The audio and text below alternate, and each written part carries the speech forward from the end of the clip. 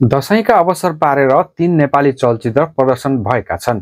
फुलपाती अर्थात् असोज 13 गतेदेखि चलचित्र हरिबहादुरको जुत्ता, माइतीघर र बलिदान नेपालभर प्रदर्शनमा आएका छन्।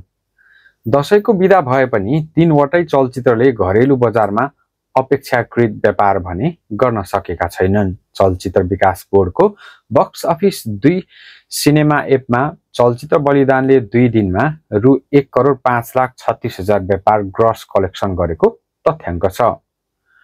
उक्त चलचित्रले पहिलो दिन असोज 13 गते नेपालभर प्राप्त गरेको 244 शोबाट रु 57,19,340 र दोस्रो दिन 213 शोबाट रु 48,46,000 को व्यापार गरेको छ।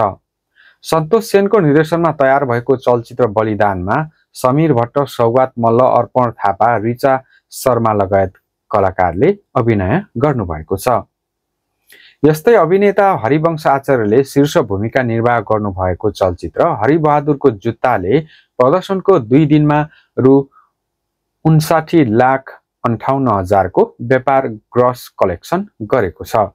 उक्त चलचित्रले असोज 13 गते 134 शोबाट रु 24,85,064 र दोस्रो दिन रु 34,73,000 को व्यापार ग्रस कलेक्सन गरेको छ। उक्त चलचित्रले पहिलो दिन र दोस्रो दिन समान शो पाएको छ। दिपेन्द्र कुमार खनालको निर्देशनमा तयार भएको चलचित्र हरिबहादुरको जुत्तामा अभिनेता आचार्यसँगै स्वस्तिमा खड्का, प्रकाश सपुत, प्रियङ्का कार्की, हरिबहादुर, दिव्यदेव, किरण केसी, राजाराम पौडेल लगायतका कलाकारले अभिनय गर्नुभएको छ। अभिनेता आचार्यले टेलिश्रृङ्खला र रङ्गमञ्चमा निर्वाह गर्नुभएको चर्चित पात्र हरिबहादुरलाई यसपटक चलचित्रमा ल्याउनु भएको हो।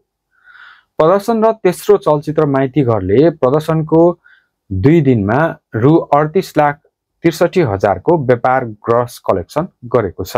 उक्त चलचित्रले असोज 13 गते पहिलो दिन 144 शोबाट रु 18,96,455 र दोस्रो दिन 130 शोबाट रु 19,67,000 को व्यापार ग्रस कलेक्सन गरेको तथ्याङ्क चलचित्र विकास बोर्डको बक्स अफिस 2 सिनेमा एपमा रहेको छ।